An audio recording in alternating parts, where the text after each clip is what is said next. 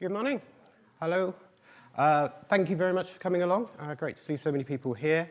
My name's Steve. I'm a Microsoft MVP, Pluralsight author and engineer at Elastic.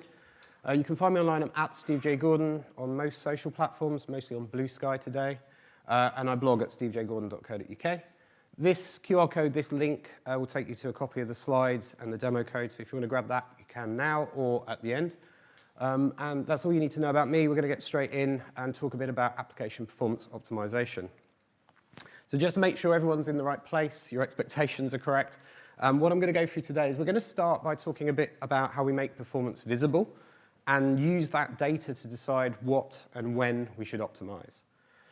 Then we'll move on to talk a little bit around the performance optimization loop. This is about how we take those optimization triggers, real data that drives the need to optimize, and then go through a repeatable process around how we optimize our code. The meat of the session, about 35 minutes, will be demo, and we're going to go through a real scenario looking at that loop. It's not completely about like the code level optimizations, the span of T usage, etc. I'll touch on some of those key points. The key thing is around that feedback loop of optimizing, validating, using tools like .trace, .memory, benchmark.net to drive how we do our optimizations. And then finally, probably in a bit of a rush at the end, we'll just talk a bit more generally about the theory of like building sustainable practices around performance engineering. So I want to first define one of the key points around the sort of problems we have with performance. One of the things I see very often is that a lot of teams tend to treat performance reactively, right? You might know the scenario, everything's fine, everything's fine, everything's fine, and then suddenly it's not. And you're suddenly going to get user issues coming in because something's not working as quickly as it should do, and then you're in firefighting mode, right? You're dealing with that situation, probably with users, stakeholders breathing down your neck, and it's not performance engineering now. You're just trying to quickly firefight that problem and resolve it. And then there's two common failure modes around how people approach performance optimization. The first you're probably familiar with is this notion of premature optimization, which is optimizing things before we have data and triggers that indicate that we should optimize that code. It's particularly dangerous because we can waste huge amounts of engineering cycles optimizing code that has no impact on our user experience or any of the other metrics that might matter to us as a business. You probably know the famous quote. It's probably popped into your mind. Premature optimization is the root of all evil. Now, I do have a bit of a problem. This is often taken a little out of context, so I want to show you the full quote, and we talk a bit more about what this means. So we should forget about small efficiencies. Say about 97% of the time, premature optimization is the root of all evil, yet we should not pass up our opportunities in that critical 3%. So there's something this is saying, and something importantly this is not saying that I want to sort of draw out. There are certain scenarios when you know upfront that you're building a performance-critical system. Maybe you're working in a trading platform, and every nanosecond can affect the money that you're making on trades. Performance might matter, and you might want to optimize early in those scenarios. That's not premature optimization. That's optimization based on the context of your situation, and that's fine. But there are only a small number of situations where you're likely to be dealing with situations like that. The other thing this is importantly not saying is not saying, and this is how I hear people kind of reference this quote, that optimization is the root of all evil. Optimization based on guided real-world data is totally acceptable. If you need to do that to improve your user experience or reduce costs, that's not, again, premature optimization, that's sensible optimization. The other flip side of this is not premature optimization, but the opposite, ignoring performance problems until you're in crisis mode. And that's, often we may be just shipping features, right? We're just told to get the feature out. And if there's a problem, we'll fix it later, or, we'll fix it if it becomes an issue. And that's dangerous, right? We're just ignoring the problem entirely. Performance is particularly insidious in the sense that it degrades gradually, right? You can start with something that's fine, and then over time it will degrade. Unlike a functional bug. If you deploy something with a functional bug, like some code path that maybe causes a null reference exception, that blows up when someone exercises that code path. There's either a crash or there's an error log that you're getting in your systems. There's a clear sort of correlation with that one bug and the fix for it. Whereas with performance, it does degrade gradually. You release a site, the page load for that site is 200 milliseconds. It slowly creeps to 250, then 300, then 400 milliseconds. And it's slow enough that those increments that no one's really noticing until suddenly someone does. So you're kind of boiling the frog. You're slowly, progressively degrading your performance without noticing it. And so by the time that there's enough of a problem that users are noticing it and reporting it, you're kind of already behind and you're back in that crisis mode. So what this talk is about and what we're going to concentrate on is thinking about a bit more about how we can treat performance as an engineering discipline and be more proactive in what we do around performance. We want to catch degradation early, and we want to make informed, data-driven decisions about when and what to optimize. The short summary of everything I've just said really is that performance is contextual. Only you and your business will know for the service you're working on how much performance impacts you. It's not a question of if performance impacts you. Performance always matters, but in some situations, you've got a really big window before performance is a problem for you. In other situations where you've got user-facing applications, the performance requirements might be more strict. Performance affects sort of three dimensions, really. We tend to fixate on speed, but the key dimensions that I sort of think of are, firstly, user experience. So we're talking here about things like the response time of how quickly pages load, so latency, but also harder to measure things like the idea of smoothness and how things feel to use, which are much more sort of dependent on the individual person. But this is usually where your pains notice first, right? Performance is a feature that users interact with on every interaction with your page. On the second corner, we have cost. So this is things like resource usage. So inefficient code will mean maybe higher CPU and memory requirements. Perhaps you need more instances to scale that system or bigger VMs. And so that can lead to higher infrastructure costs or cloud bills. So if we can improve performance, that's where it can often pay for itself in those scenarios. And then the last corner is reliability. This is how systems behave under resource pressure. And if we can avoid resource pressure, we can usually have more stable systems. Resource pressure leads to unpredictability. So GC pauses, maybe throttling, timeouts, poor throughput. And we tend to deal with these situations maybe by, again, scaling to compensate, which can affect the costs. So what matters most will depend on context, right? Improving performance is one area. One area does not always affect the others equally. And what we should focus on first depends on what you're building. If you're building a user-facing application that has a checkout flow, reducing page latency might improve your conversion rates. So you want to focus on your user experience first. But if you're building a back-end system for data processing, maybe you're more concerned about trying to get your costs down or make it more reliable. And that's why production data is really important in this loop to understand where the real pressures are. So what are the key triggers that should be sort of driving when we go and optimize code? Well, I would say that the first thing that's important is you can't improve what you don't measure. So I always sort of press that production monitoring, observability data, is one of the key measures that we should have in place, because it's very, very hard to ever replicate your production environment in your testing situations or in your development environments. And so only real-world data will show you what's happening under real load, under real usage patterns on your real sort of environmental hardware or container system that you're running on. Out of interest, how many people have APM solutions or OpenTelemetry or such? I'm going to say maybe half. If the other half want to join me at the Elastic Move afterwards, I'm happy to try and convince you on observability.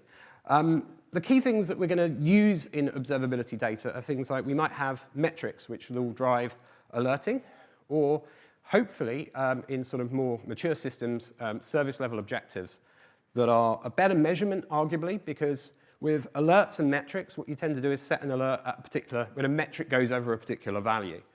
But that tends to lead to sort of metric and alert fatigue, where you just keep getting alerts going off all the time because every now and then it peaks over the value, and people tend to ignore those over time. If it happens often enough, it's just, oh, that alert keeps going off, just don't worry about it.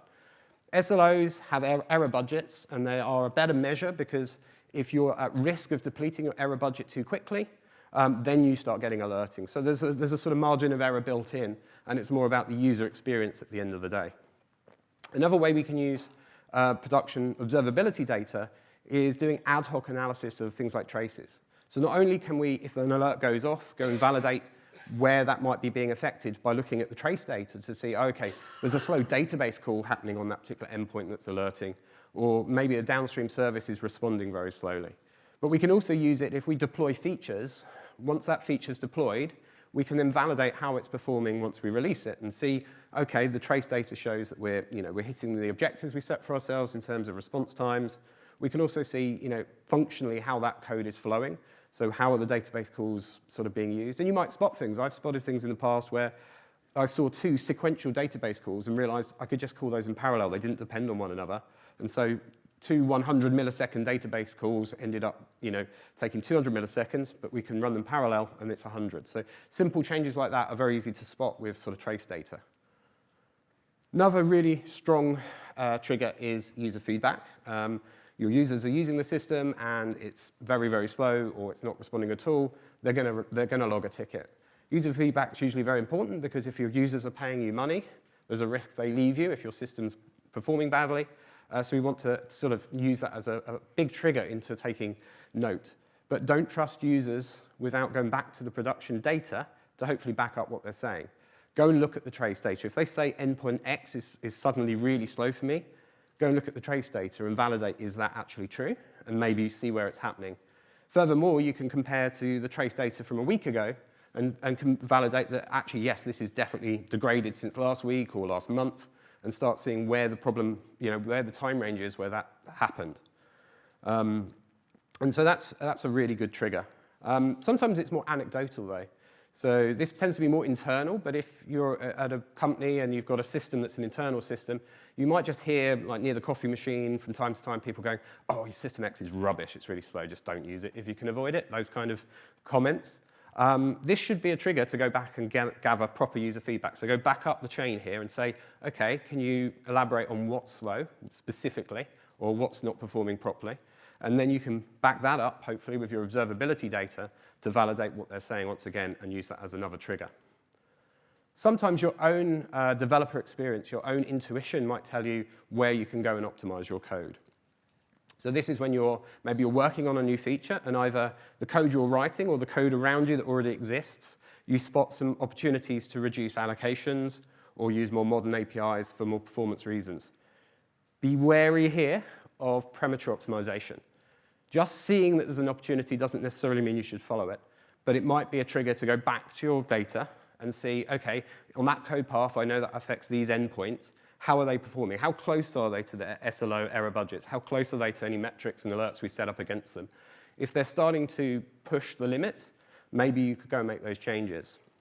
So again, be data-driven in how you do this. But one of the things I've found as I've got more involved with performance and high-performance code is I tend to see allocations when I read code now. I don't just see the logic, I see allocations, and I see, hey, there's a string being allocated here, or an array, and it's hard to push that back. It's useful knowledge, but you want to be able to push it to the side and then establish at the right point in time if that actually is worth pursuing. Another important area that's often overlooked is making sure that performance is part of feature requirements and a discussion around what is acceptable is made. So this is around understanding, for this new feature we're implementing, this new endpoint, what performance requirements do we have? Performance always matters, it just depends how much. But sometimes you might get that common answer, right? We just need to ship the feature, don't worry about performance for now, and that's dangerous, right? So push it and say, okay, great, if this endpoint returns in 10 seconds, is that fine? Is that okay? Probably they'll say, no, don't be stupid. That's not good enough. So you say, fine, okay, well, what is it? 1 second, 500 milliseconds? Doesn't matter if you're setting a wide target. Just have a target so that before you release, you've got your alerts in place, you've got the metrics to drive those alerts, or your SLOs are set up. And then you can establish, once you release it, are we meeting those objectives? And as you get mature into the sort of performance engineering cycle, there's also the idea of performance testing. So this is around like load testing or having continuous integration tests where they run benchmarks that you establish around high performance code paths to make sure that every change you're submitting doesn't necessarily degrade the performance. Sometimes that could be more manual, so it could just be that you have certain areas of code where you agree that benchmarks have to be run before and after the change as part of doing that work. Or it could be more automated, which is complicated, but obviously takes away the risk of missing entirely. So just to reiterate, because I have said this a couple of times and I probably will a couple of times more, why does production data matter? Local benchmarks do not equal real usage, right? What you see on your machine is not going to necessarily correlate to the actual user experience on the real hardware under the real loads, different GC modes, different caches, different actual production databases versus local in-memory databases, a whole bunch of stuff. So benchmarks are great when you're developing and doing performance optimizations to tell you, are you going in the right direction or not? But you still have to go back to the production data once you finish that change to see if it actually results in the improvement you hoped it would do. So just avoid that it was fast locally bias. So what is the performance optimization loop, which is kind of going to be the key thing that we're going to go over in the demo. So again, put it at the top, observe your systems, have monitoring data to tell you when something's wrong. So there are, again, we talked about the triggers. There are various triggers that might enter you into this optimization loop. But with all of them, hopefully, whether it's user feedback, or anecdotal evidence, or your own interpretations of where you might sort of see improvements, you can go back to production data first to back up if there's a need to spend time on that area. Because that's the thing that in the loop, once you then deploy those changes, if you've got automated alerting, automated SLOs and things set up, will tell you if you're continually meeting those requirements. So as soon as we've observed a potential problem, something is wrong somewhere, we need to go and identify where the pain is. Now, with your observability data, if you've got traces, one of the key things you'll be able to see on there is where is that request slow. So is it in a database call? Is it in a downstream service? Or is it in the gaps in between that's our code in our service? Once we identify it's a problem in our service, then we can go in and profile that service and hit the endpoint and capture data about where is the time being spent on the CPU, how much memory we're allocating on that code path to identify where the pain might be. Now, before we start making any changes, have tests in place. Unit tests, integration tests, doesn't really matter, but you've got to be able to validate the existing behavior of the code that you're going to try and optimize before you go and optimize it. Because as you write high-performance code, it's very easy to end up with much more complicated code, less readable code, harder to maintain code. And it's also very easy to introduce small, subtle functional bugs because of the way you're writing the code and you're trying to optimize and you're parsing bytes of data manually through spans for efficiency. So having those tests in place first is critical so that you make sure that, as a key thing, you haven't improved performance but destroyed the functionality. So test first, and then we can start to measure. And this is when, once we've narrowed down through profiling set of methods that we're going to focus on, we can then use benchmarks to quantify our impact. Benchmarks first, those will act as our baseline. How is it currently functioning? And then after every change, we can see how we compare. So all the way down step 5, as you can see, this loop isn't necessarily fast, which is why premature optimization can be a real drain on your resource time. We get finally to the 5th point, which is actually starting to optimize code. Here I recommend that we do this in small targeted changes. It's very, very tempting. If you see a bunch of things, you go, okay, I'll remove a string allocation here and an array here. Oh, and maybe I can tighten this loop over here. You might want to just sort of do them all and then go, did I make a change? But if you do 10 things at once and then benchmark after, you might improve your execution time or reduce your allocations, but maybe 2 of those changes actually regress things, and it's very hard to see that if you test them in one go. So it's slower, the feedback loop will be slower if you do it this way, but if you do a small change, you have a theory, you apply the change, and then you validate it to prove the gain, right? And validating here means rerunning the benchmarks, checking the results, and running your tests to make sure functionally the code still runs. Another step that's often forgotten around performance optimization is to document your work. So one of the areas here is code comments. People have opinions on code comments, but as you write higher performance code, that code will be less obvious, less readable, potentially.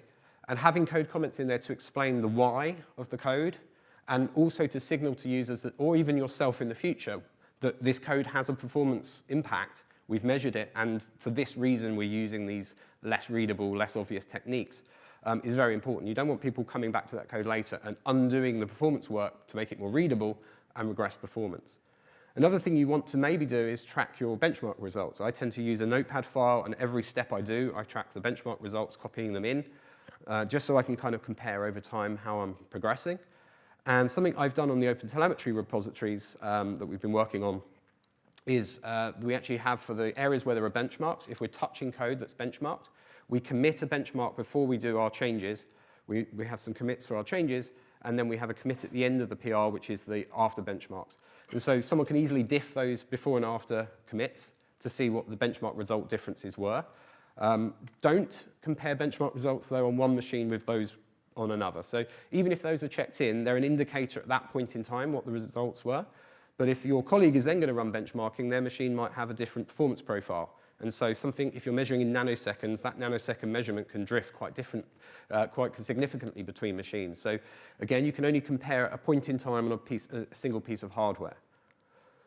And then finally, what makes this a loop is that we now continuously refine and recheck our work. Now, there's actually 3 loops here, I would argue. The first is what I refer to as kind of the inner code optimization loop. So once we've applied a fix, validated it, and maybe documented why, then we go back and do the next change, the next string allocation removal, or the next array pool usage. So this is the sort of tight inner loop. It's reasonably slow if the benchmarks might take a few minutes to run each time. So you have to balance how much time you want to spend here. But you kind of continue until you think you've got the key improvements achieved. Then we can drift back to the kind of central loop, which is maybe we've optimized a couple of methods, but we go back to the profile data, we look at the hot path and go, hey, there's a couple of other slow methods in this. Maybe we need to look at those and go to the code internal loop on those. And then finally, the outer loop is the continuous observability data, the continuous monitoring that will alert you if you start to drift outside of your goals. So, on to the demo. 35 minutes or so of demo, so pray for me. So we actually are going to work on a real scenario, like this is actually the code I touched. This was from the OpenTelemetry contrib repositories, which are responsible for the instrumentation libraries for instrumenting things like HTTP client, SQL, etc. I've extracted it here into its own little repo just for sort of isolation. But the code here in question is this thing called a SQL processor. And so where this is used is on when you're doing, we're observing the events that are coming from things like SQL client or entity framework. We're using those events as part of the instrumentation to start spans within the trace that said, database call started here and ended here. And one of the things you want to do with spans is enrich them with attributes that give you meaning. And so some of the attributes that are defined in the semantic conventions for OpenTelemetry are things like having the SQL statement as an attribute so that you can understand, if there's a slow statement, you can go and look at what the statement was that ran. But crucially, we have to be careful about leaking sensitive data. So one of the requirements is that if you do put the statement on an attribute, you sanitize any literals within it so that you don't accidentally leak maybe passwords or anything that was in a literal in that statement that went to the server. Another thing that's required, or recommended at least, is having a summary version of that SQL statement, which is a shortened version, which is used as a low cardinality name for the span. So it gives the span meaning in the trace waterfall. It gives you enough context about the operation that happened and maybe which table or tables it affected, but that's it. So it's a condensed version.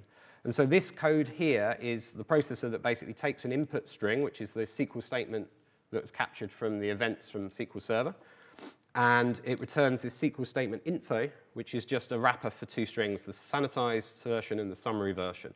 So this is just a struct which we wrap those in. And so it's a very functional method, and the key things really to know about this code is it uses a cache here, so that if the same statement comes through multiple times, we don't recalculate those values each time, we just use the cache versions. And it's about 400 lines, so that you can see there's lots of methods in here, sanitizing numeric literals, writing out the tokens. You'll notice it's already fairly heavily optimized. It's not super readable. It's an optimized parser. When I came to this code, it was already in this form, and performance had already been addressed. So this is one of those scenarios where performance contextually we were aware of it up front. So instrumentation code, you don't want that to affect the thing you're instrumenting as little as possible. You don't want the observer effect. So anything in the instrumentation libraries should be as optimal as possible in terms of low allocations and low overhead in CPU, so that we don't sort of destroy the applications that are being monitored. And so for that reason, this is one of those scenarios where early optimization is justified. So as I say, already it had been fairly well optimized, and it's about 400 odd lines. So the next thing to know about this code is what do we need to do before we start optimizing it? Well, we need to make sure we've got tests. Unfortunately, there were already tests, so we don't have to worry too much. So there's a theory test here, and all that does is run a bunch of SQL test cases. Again, very functional method, very easy to test. So it checks that this input statement results in this summarized, sanitized version, this summarized version. Here we can actually see literal values that get sanitized out per the semantic conventions. So we already have functional tests, which is great, and we can run those to make sure that any performance improvements don't break those tests. And then the final thing I'll show you in the solution here. So we've got the code is here, the tests are here, and then we've got this benchmarks, which this is a console application, which is essentially my benchmark and profiling harness, which I've introduced. And so in here, what this does is take an argument that defines what mode this console application is running in, and then depending on the mode, we just do some different setup to be able to do, in this case, memory profiling. We'll look at this in a bit more detail in a second, or CPU profiling or running benchmarks. So let's start with profiling, right? This is going to guide us on where we might want to make some changes. So in this path, I'll show you the code a little bit more detailed. So we're going to start with CPU profiling.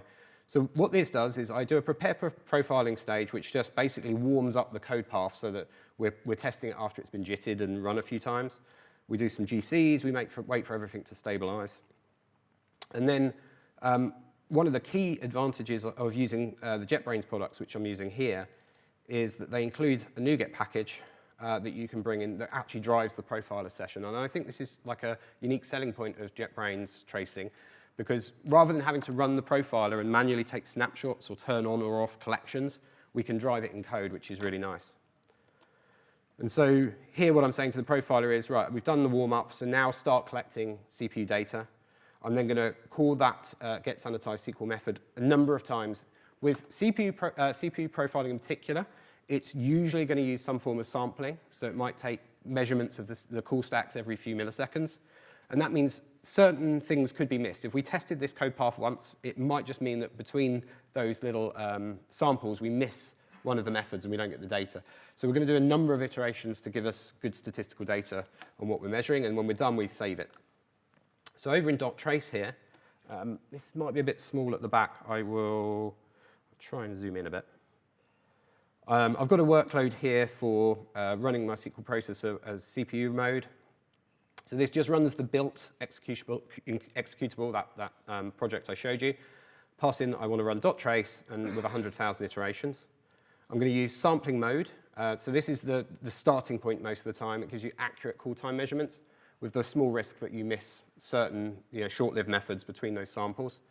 And in this case, I'm going to use the API, so the code that I've written to drive the session, and then I can start.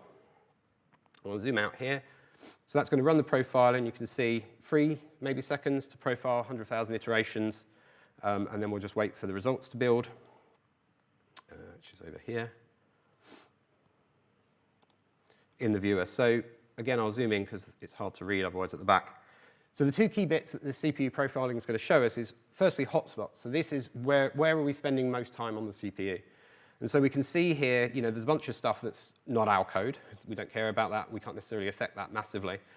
But then a bunch of stuff that is our code. So here we have a look-ahead method that's part of our parsing logic. Write token, where we're writing out the token into the string builders that we use to build up the final results. And below this, we can then see the different threads that are involved under the main thread. Obviously, this now tells us how much call time was spent in this method and anything below it. So 100% of the time is in program main, kind of makes sense. And then below that, we spent a chunk of time in write token, and this is our actual entry point. So to make this easier to analyze, I'm actually going to scope to what my known entry point is. So that says, OK, treat that as 100%. What happens below it that I care about? So in this case, yeah, a good chunk of our time is in write token, and a good chunk of that time is then in the calls down to these look-ahead methods that we have. So that's going to be an area that we're going to target as one of our optimizations. Zoom out a bit. And one other thing I can show you on .trace, so if I do line by line, which is a more advanced scenario, I'm going to use high accuracy and disable inlining, and I'm just going to restart the profiler. What this does, so instead of doing sampling, it actually instruments the IL code of your application and injects code before and after each line of code, so it can track exact call counts for how many times that line of code gets invoked. So again, this is going to give you a different view, not necessarily CPU time accurately, because the overhead here of the measurement, as you can see, it's taking nearly 22, 23 seconds instead of 3 to measure that. So there's an overhead that will affect our millisecond measurements. But what it will show us is its exact call counts. And so if I go back to the viewer, One of the advantages you'll see is that we see a lot more methods here and a lot more lines. We see things like getters being called, constructors being called, everything is in here. So we get a bigger picture of what's going on if we want to get a narrower understanding. And again, we're seeing those familiar methods, though, showing up. Look ahead. It's been called 20 million times for 100,000 iterations. So because it's looking ahead for pretty much every character in a string, depending on how big the input is, affects this number. But that's a pure sign that if we even shaved off a few nanoseconds on there, we multiply that by many factors in terms of how much it affects our code paths. The measurements here are much longer because, again, there's overhead. The percentages down here are still going to be pretty accurate, so comparatively, the time spent in each method will be more clear. So I can probably break down much further now in here and see that write token calls look ahead, which eventually calls these system methods and these constructors, etc. So a lot of useful information in there. Why can't I unzoom? There we go. So that's enough for CPU profiling. We get an idea of where we might go to improve execution time. What about memory? I'll show you the code. This is very similar, but this time we prepare for profiling. We ask the profiler now to start collecting full allocation tracking data around every object that gets allocated. We take a snapshot before we run our code and after. And this time we just run the code once, because with this we're taking full allocation tracking, so we'll see all allocations that occur for invoking this method once. We're not sampling anymore. And so I can come over to .memory. This time I'm going to choose my memory profile. The only difference really is this argument I'm passing in, and then hit the start.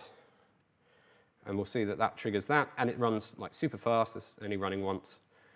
We don't care about unmanaged memory. So this graph basically, over time, from the point we started tracking allocation, shows us, okay, for the different heaps on the garbage managed heap, where is the data? How much data is in there? A lot of that's just overhead of running an application through .NET in general. And then the two snapshots we took are down here, the before and after. So we can click both of these, and then we can compare directly between snapshot A and B. So here I want to view the memory allocations. And you can see a summary then of how much was allocated and the object counts, the actual objects and the number of them, and the backtraces to them. So let's analyze this. So I'll start down here. We've got SQL processor state. This is pretty obvious if we go back to our code. Right at the bottom here, we have this state class, which holds the string builders for building up the output and some data about the parsing position. And then this is created once per new statement. So if there's an uncached SQL statement comes in, we create some state, we process it, and then that state's thrown away. So it's a short-lived allocation, but it occurs for every statement. So the more statements we're instrumenting or we're getting, we'll get more instances of those. So that one makes sense. String builder. We're using string builders, so this also makes sense, one would first argue. But there's 5 of them. Our code created 2, so where did the others come from? So we've got these backtraces, which is super useful here. I can click on this and change from byte mode to object count mode. So I can see that 2 were created from the constructor of my state. So that makes sense. That's the 2 we saw in the code. Fine. We've got 3 coming from expand by a block, which is called through append with expansion, append character, or append string. So this is within the string builder code base. Come back to why in a second. Equally, we have 5 character arrays for the exact same backtraces. So here we have to start understanding the implementation details of String Builder to understand how we can maybe impact its performance. So I've written blog posts on this, so you don't have to do this all yourself. Go and read the blog post later if you're interested. In short, what happens is when the String Builder is first created with a default constructor, it has a length of 16 characters as an array for what it's going to allow you to append. Most strings you're building might end up being longer than 16 characters. So when you need a 17th character, what happens? You might assume that they create a new character array internally, copy the data that's already been written, and then carry on writing into that larger array. That would be an implementation, but one of the risks of doing that is the CPU overhead of the copying. As the string gets bigger and bigger, every new array you have to copy chunks of data from array 1 to array 2 to grow it. So the team at the time this was first designed took the opportunity to optimize for that, and instead what they do is create a new string builder with the larger character array. So the first one is 16, the next one is doubled to 32 characters. And they just carry on writing into that second string builder. String builder 1 has a reference to the next string builder, so essentially a linked list of string builders to be able to then, when you finally write the string, just jump through them all and print out the characters as the final string. And that's what happens when we expand. If we've gone over 16 characters, which some of our code does, it has to expand, create a new string builder, and hence we end up, in this case, with 5 string builders, 5 arrays. We also have 4 string allocations. Again, 2 of those we expect because we're producing 2 output strings. They're coming from string builder toString here. But we have 2 more coming from substring. So this is a case where you sort of see allocations in code. If I see substring, I think allocation. Substring creates a new string, because strings are immutable. We can see that's happening through our write token path. So again, another area to improve. And we're going to gloss over hash table, mostly because I know I'm going to remove it in a minute. But hash tables and their internal storage mechanism have overhead. This is not really true representative data, because if I run this for 100,000 iterations, I think I see like 5 of these instead of 1. So it's not proportional here. That overhead only occurs occasionally. And it's just the way I'm measuring my code that makes it look more important than it is. Now, there's one allocation I'm not seeing here that I knew from my sort of own intuition I should expect to see. And it turns out for internal implementation details of the .NET profiler APIs and how .trace listens to them, .memory listens to them, there's one that we don't see in that view. So I'm going to come down to a different view, which is compare. And what this lets us do is say, I want to see between snapshot A and B, what objects were allocated. So when it does a snapshot, it triggers a GC. And so what it can say is, between the first snapshot when I did a GC, how many objects were created and survived beyond the second snapshot, i.e. weren't removed in that second snapshot when the GC ran. And so in this case, there's 5 new objects that are long-lived, at least live 1 extra GC generation. And then how many objects died between those 2 points? So how many did the GC say were no longer referenced and it could collect? In this case, I'll look at the new objects. And so again, hash table shows up. Don't worry about that. We have 2 strings, so that's our 2 final strings. The 2 from substring were short-lived. They were temporary strings, and so by the time the second snapshot was taken, the GC could collect them because it was no longer of referenced. But we do have another allocation here, SQL statement info. And this one's, again, I can show you in code. So our return type is SQL statement info, so fair enough, you might think. It's a read-only struct. So you might think, well, why am I seeing a struct on the heap? Because it should just be a stack allocated value generally. The reason is implementation details, right? So if I come back here and look at the code, when I finish creating this, I cache it down here in the cache. We use the hash table, which is a non-generic collection. It's an older collection type. It's non-generic, so it stores its object or its stuff inside it as objects. And if you want to store a struct as an object, it has to be boxed onto the heap, which is why it's being seen in the GC data. And later, when we pull it out the cache, each time we pull it out the cache, it will have to be unboxed. And unboxing is the more slower operation. So something else to go after here is, can we remove the hash table and optimize by going to a generic collection type? So a few ideas. These things have given us ideas. They've given us theories. Now we're going to go in and actually do the code. So for the benchmarks, we want to run these next. The benchmark sort of driving code is just here. It's basically just setting up a benchmark session. I'm hiding columns that you might normally see just so it's easier for us to interpret on stage. And the actual benchmarks are in this method. A couple of things I've done for demo-only purposes, which aren't in the real data I'll show you in a minute, but I will show you when I'm just running these, is so the benchmark runs here, which just executes our code under test. We do a setup to clear the cache because we don't want caching, because otherwise once this is run repeatedly, everything will end up being in the cache for the actual measurement runs, and so therefore we'll never actually see the allocation overhead. And also I have this param set up here on the SQL statement, so I can pass in more than one statement, so I'll have more than one benchmark run. And the reason for that is that these will have different performance profiles. This one doesn't need sanitizing, and the summary will be quite short. This one has new lines and things in it. This one needs sanitizing. This one has comments that will get stripped from the sanitized version. So these will go through different code paths and might behave differently under test. The only other thing I've done, again, demo only, don't do this, is just reduce the counts here so that when I run it in a second, this doesn't take forever. Normally on my machine, this will take about 2-3 minutes, I think, with all 8 of those. So to run this, I'm going to do .NET run, release build on the benchmark project, and I'm going to filter to tell it I want to run the benchmarks with this naming convention, and then I can just hit enter. And that will, in theory, build and do something. Yes. Oh, I'm not online, so it's moaning that it can't check package vulnerability. The packages are fine. So this will build. And then what benchmark.net's going to do is set up its benchmarking harness to run this stuff in isolated processes, and then we start getting the results. So this is the first results coming through for the first one. So you can see it does jitting overhead measurements to make sure that the code it's running has gone through the just-in-time tiered compilation to get to the most optimized code. We then do a pilot workload to work out how many operations it needs to, or can do to give us a good statistical average. Thousands, millions, in fact, of operations. It works out this is such quick code, it can run lots of operations. It then warms up before measuring overhead. Here's the actual overhead measurement. This is the overhead of benchmark.net itself, so it can subtract that from the data it gives you. Then it warms up the workload. Normally it would do many of these. I've limited it to one. Then it will do the actual workload measurements. Again, I've limited this to one for now, and then calculate the result, which is where memory data is also collected. So both of these run, and then right down the bottom we get our results. And I'll show you the real results now, because that was obviously not representative. We'll sort of undo that in a moment. So for stage one, my before measurements, here's my execution times, all less than a millisecond, so I think we'd agree pretty fast. And allocations, you can see some of these allocate a fair amount. Obviously, the bigger the input string, the higher the output allocation cost.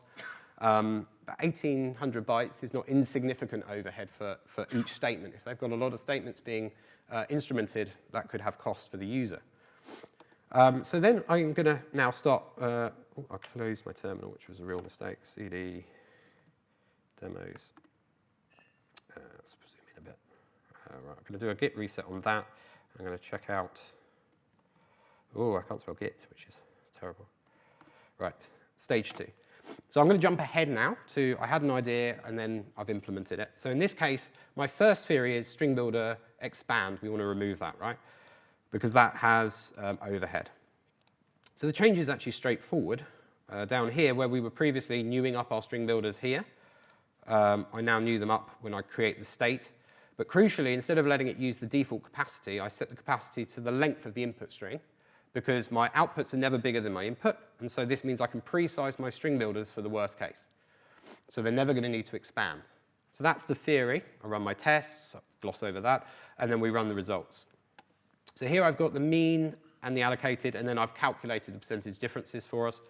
So allocation difference, mostly good. One didn't change, and one is worse.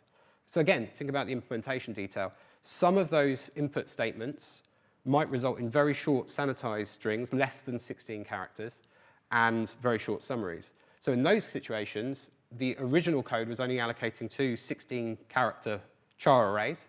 But in the new code, we're allocating whatever the input length is here, 69 characters for each of those buffers. So we're pre-allocating more than we end up needing.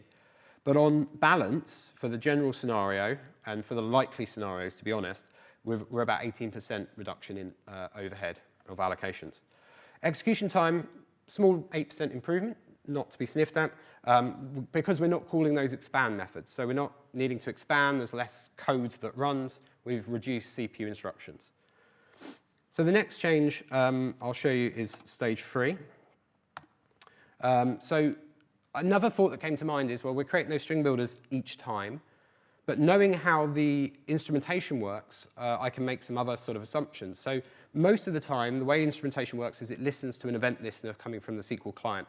That is invoked in sequence. So what that means is we have less risk of parallel code in our code path and very likely sequential calls to our sanitize methods. So knowing that, I can go into the SQL processor, and instead of creating a new string builder for every statement, I have two cached string builders, essentially. These are pre-allocated to a moderately large size, and these are going to be reused when we can. And we have an integer here that tracks whether it's in use. We still have to consider thread safety, so it might be a problem. So down here, what we do is using an atomic operation, we try and increment the value of that in use to say it's now in use. And if it changes, if the value changes as part of that atomic operation, we know we're free to use that string builder that's stored on that static variable. And so here I'm using that string builder. I clear it out before I start using it, and I mark my field here, sorry, my local variable to say that I'm using the cache version. Same for the other string builder. And then right at the end, we just release them by unlocking them, basically. So a low lock way of reusing that code quite safely. And then that makes a bigger difference. So now our allocation difference, all of these are over 50% near enough.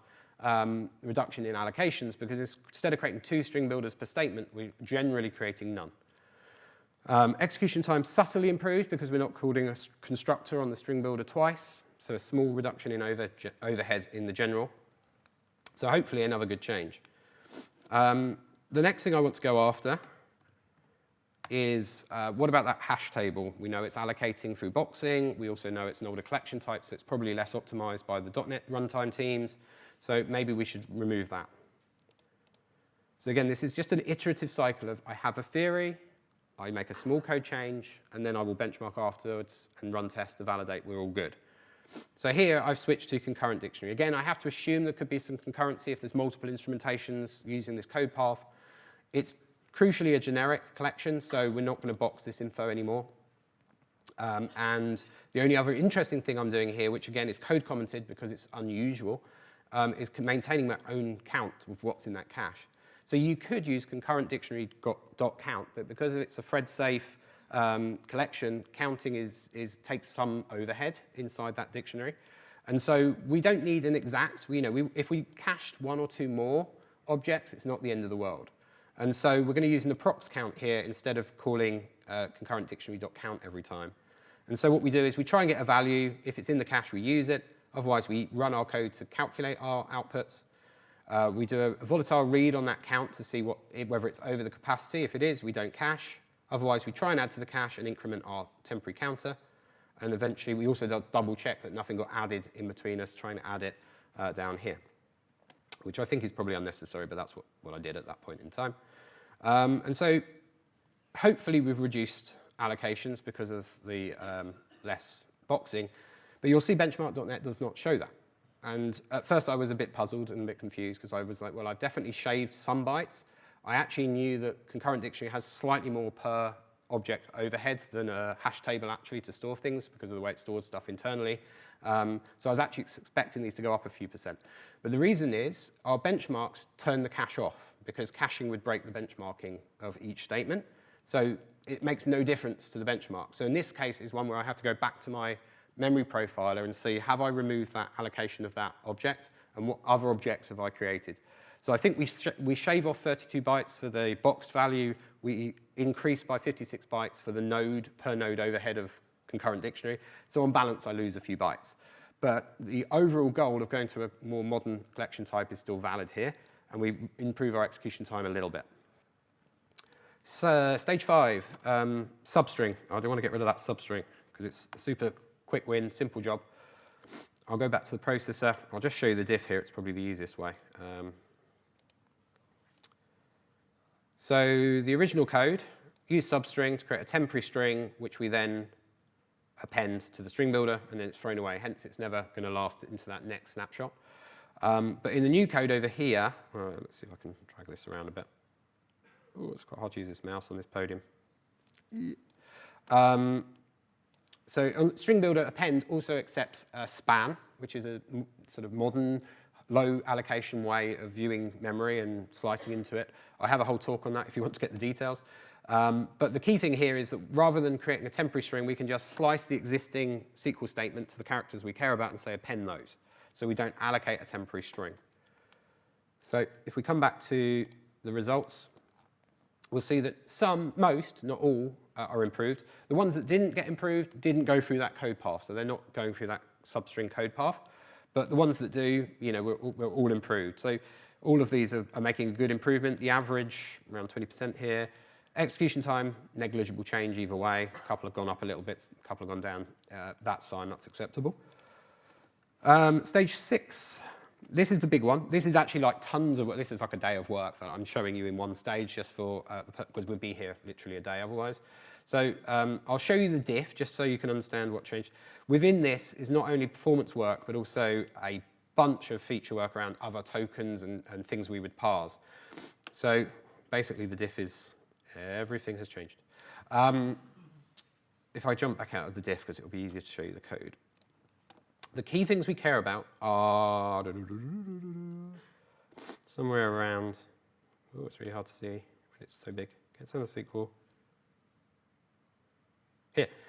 So I've got rid of string builder entirely. I now rent an array from the array pool, which is my temporary buffer, which also means I don't have any of that locking overhead I had before of trying to reuse the shared instance. The array pool already has a nice way of doing shared memory.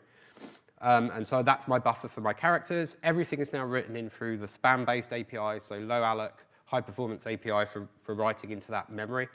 Another key change is down here, right at the bottom here.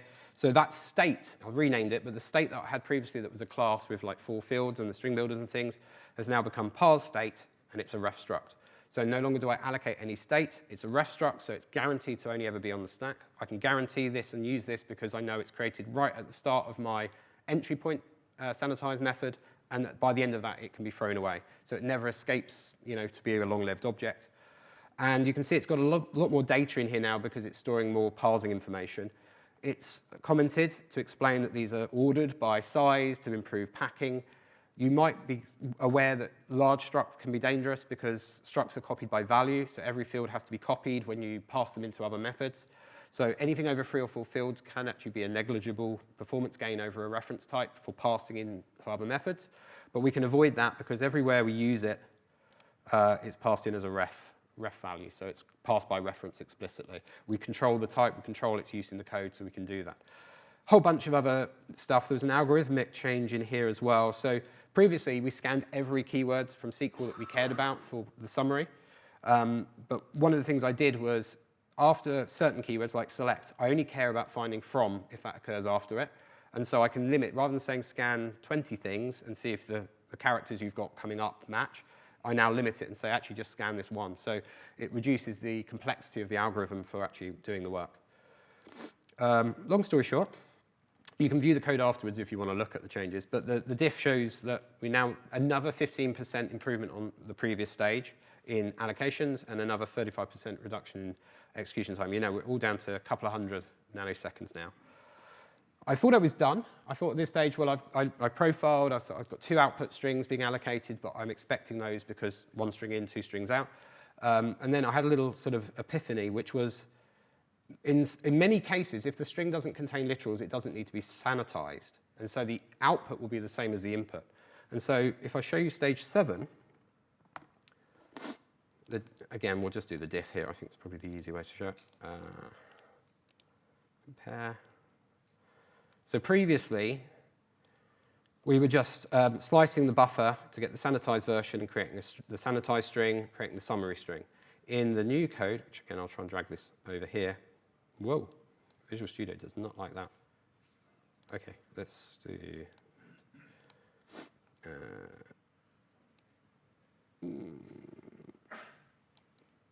So what I do is get the span of the new sanitized characters, which is just the characters in memory that we've built up in our temporary buffer. I compare that sequence using sequence equal with the input string span. And if it's the same as the input, we just return the original input string. We don't allocate a new string here. Otherwise, we do have to toString if it's different. And so what that means in the results is that this is compared to stage 6. For those scenarios where we don't have anything to sanitize, it's another 60 to 70% reduction in allocations. This one's down to 72 bytes overhead now, which is much better. Execution time, again, negligible change. So compared to our before, overall, we've saved about 86, on average, 86% of our memory allocations, and about half of the execution time maybe is being improved. Iterative process, quite slow. Took me several days, obviously, to kind of go through all the changes, benchmark, validate, have another theory and do that. But it is, a sign that loop works, right? Cool. That's the demo. I've just about got time to wrap through the last few slides. So I never thought I'd be doing this. I'm going to talk about AI in a conference talk. I really didn't want to do this. AI actually can help you. One particularly good use case for AI. So in stage 6 in particular, the obvious stuff through intuition, removing string allocations, removing classes, switching to dictionary, etc. That was just my own ideas and intuition and things that I was having a theory and then validating.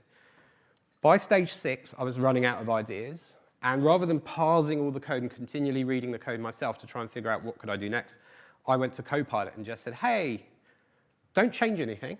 but can you look at this code and tell me what we could do to reduce allocations, improve CPU performance, and optimize this code as best we can? And Copilot, thought about it for a bit, came back with about 10 ideas, I think, initially. 3 of them were insane. So we just sort of like, okay, no, not that one.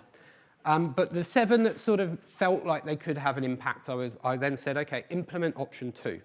So it made the code changes for its second suggestion. And then once it had finished, I could read the code, but I also just ran the test and benchmarks to see, have you broken anything, which is quite likely.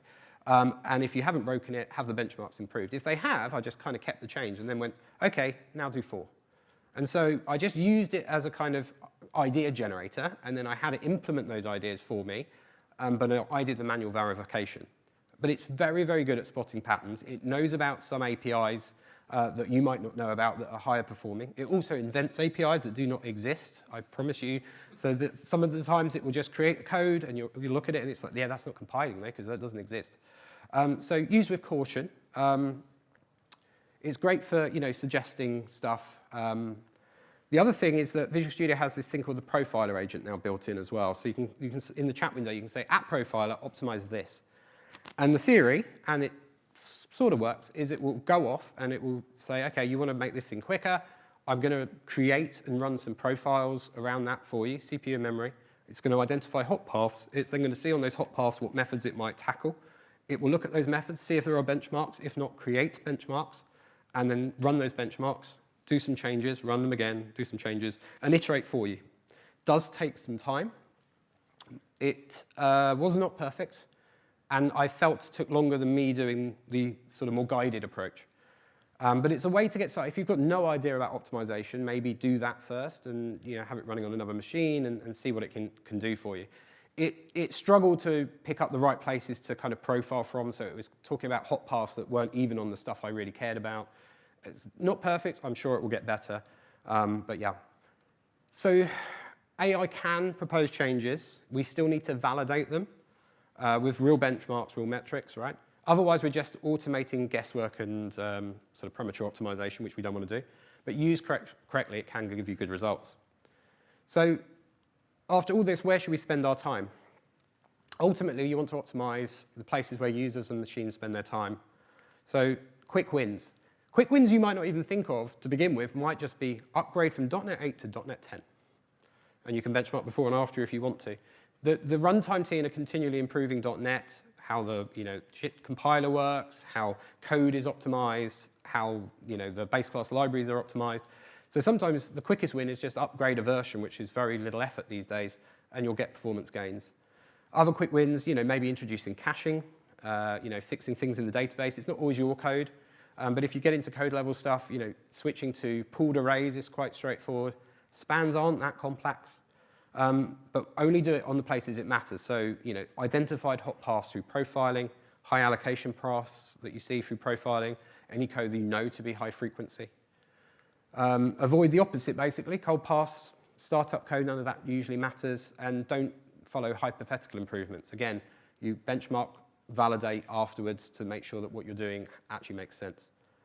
When to stop? One of the hardest problems, because it's quite, I get quite addicted to profiling and benchmarking and shaving 2 or 3 bytes here or there. Stop when you're hitting diminishing improvements. So if you're doing that in a loop, if you're starting to see less and less returns, it might be a good time to commit what you've done, get it released, and validate in your production data, have we made the gain, before you then decide if you want to spend further time on that code. So, maybe I should have stopped or could have stopped. If it wasn't going after every byte because of the scenario I was in, probably stopping at stage 5 would have been good, and I could have deployed that and seen improvements. In my scenario, spending that time on those stage 6 level stuff through the suggestions and Copilot made sense. But at a certain point, if you're not making enough improvements, maybe stop. Ultimately, though, if you were trying to fix an SLO that was having close to its error budget, then once you deploy your changes, if your SLO is okay, you just stop, right? You're done. Same metrics. If they're in acceptable ranges after you deploy your changes, you're done. If you made a clear user impact, so if you had a user ticket, a thing was slow, you've made some optimizations, you've deployed them, you check with the user, they're happy, you're done. If you were trying to reduce infrastructure costs, hopefully you had a goal in mind. So maybe you said we want to reduce infrastructure costs by 10% on these services. If you've done that, you're done. Or you were trying to improve reliability of a service. If it's no longer crashing in production or falling over, you're done. The goal is not the fastest code possible. It's the code that does the job, that's easy to maintain and meets your performance requirements that you set out for yourself. Ultimately, we want fast enough, predictable code. How do we make this sustainable? I'll be quite quick because I'm running on time. Make performance visible, so have dashboards in place that probably won't be looked at but can be useful in incidents. But mostly alerts, SLOs are the key way that you're going to get notified ahead of users seeing problems that stuff's going wrong. Try and make your regression detection automatic. If it's on a critical system, have automated ways of running benchmarks in your sort of testing environments. You can't really do it on GitHub shared runners because it's not really reliable, but you can spin up your own VMs and do this kind of stuff. Make sure you review performance as part of normal delivery. It's part of acceptance criteria and requirements up front. It's a part of code reviews. It's part of sprint reviews. It's just normal engineering. Establish shared ownership. There shouldn't be one expert in your team that's the performance person. There should be not just one team that's the performance team. Everyone should care about performance and understand the loops to do and identify performance areas to go after. It's a continuous process. Regressions will happen. Only tooling and discipline can help you there. So key takeaways to wrap up. It's a discipline, not crisis response. Be data-driven. Production data is key. Optimize iteratively, follow that loop, be regimented in doing those validations after each change, focusing on hotspots identified through profiling, balance performance and maintainability, be pragmatic. If a change gets you 0.5% of execution time improvement but makes your code massively more complicated, probably don't want it. You want to keep the simpler code so that people can maintain it more easily. And then build team ownership around this stuff. Right, I'm done. I don't have time for questions here. But I'll be at the Elastic booth afterwards or outside. I'll let Roland set up. That's the link to the demos, the code. Thank you.